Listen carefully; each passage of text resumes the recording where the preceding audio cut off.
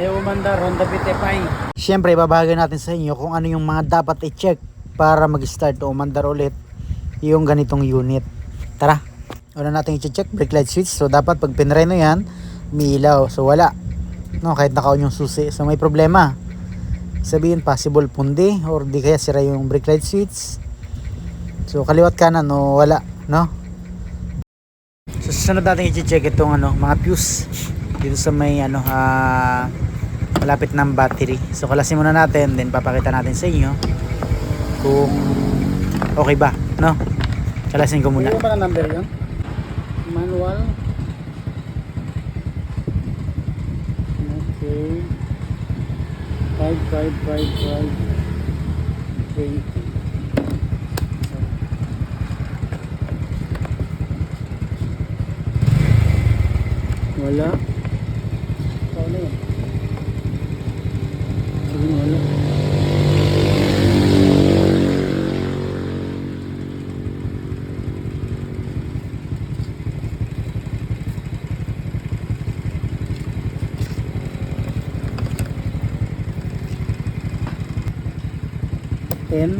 Kung napansin nyo, merong tatlong hindi umiilaw dyan. So yun nga lang, hindi rin putol yung mga fuse na yun, mga boss. So meron din pantanggal dyan, yung parang white, no, sa may cover ng battery. So yung pangkalas ng mga fuse. So yan, okay naman, wala mga putol naman yung kanyang mga fuse. So baka possible ito yung dahilan kaya walang supply na positive, dahil may putol, o baka may putol na ibang accessory o ibang line. So wala tayong naging problema dyan sa kanyang fuse line, no. So check muna natin ibang possible sa may tayo sa may headlight, mga boss.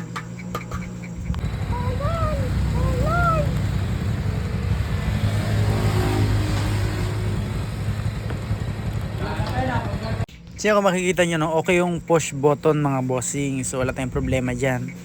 So next naman is pupunta tayo sa side stand switch.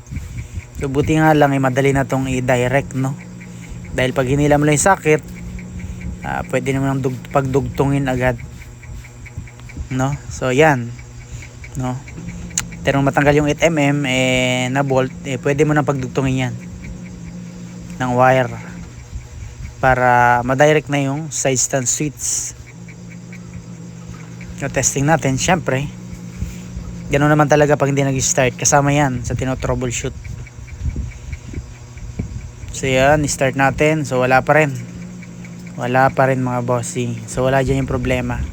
So magkakalas na tayo ngayon ng buong harap at sa may bandang likod, no, para makita natin kung ano pa yung ibang problema. Siyempre, fast forward na lang natin para mabilis natin makalas, no. So yan, marami akong mga check dyan ng mga connection. So wala ring problema dyan. Then dumiretso na tayo sa pag-check ng mga relay, check up natin, okay naman, makikinis naman lahat, walang problema. So physical inspection, so wala tayong napansin kakaiba. So check tayo dito sa ibang line, sa bandang itaas ulit. So yan, sa may brake light switch yan, parehong umiilaw. So nagtataka ako, bakit parehong umiilaw? Kaya check up ko na yung parting likuran. Yan, check ko yung kanyang bulb, baka may nagdugtong o nagdikit doon. So wala naman. So hindi nga pala yung kinakalas yan, park light na yung makukuha natin dyan. So tinatry kong kalasin yung park light kasi naka-LED siya, baka yun yung dahilan, pero hindi rin naman talaga. So check natin, tanggalin natin yung kanyang taillight bulb. So yan, dinudukot nga lang pala yung taillight bulb dito sa may bandang likod. So yan, titestingin natin dito ng test light kung dumidiretso ba yung supply. So wala, kahit naka-on, So yung naapektuhan ditong mga supply is busina, fuel pump, ayaw tumunog ng fuel pump, at ayaw mag-start. So yun yung mga problema dito sa motor na to, ayaw gumana. So tara, diretso na tayo sa pinaka problema, magbaklas tayo sa harapan. Ito na, kinalas na natin. Gumabi na nga at ginabi na tayo. Nakahanap din natin yung problema. Dito pala sa line na to ng ignition switch. Itong isang socket naputol yung kanyang parang pantulak ba ng pin. Yan o. Kaya hindi gumagana yung ibang line, no? Trigger pala yan ng fuel pump, no? So yan, napagana na natin yan. Hininang ko na lang kasi nga wala naman akong socket na katulad nun. Kaya ayusin na lang natin, babalik natin din, papakita natin sa inyo, testing na lang natin kung na-solve na natin yung problema natin. Medyo natagalan tayo dito at ginabi na tayo, no? So check nyo to pagka may na-experience kayong ganito, no? Gumagana, walang fault code. So hindi lang umandar at hindi umandar ang fuel pump, busina.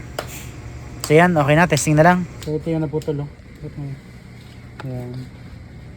Yung connection na to. Start natin.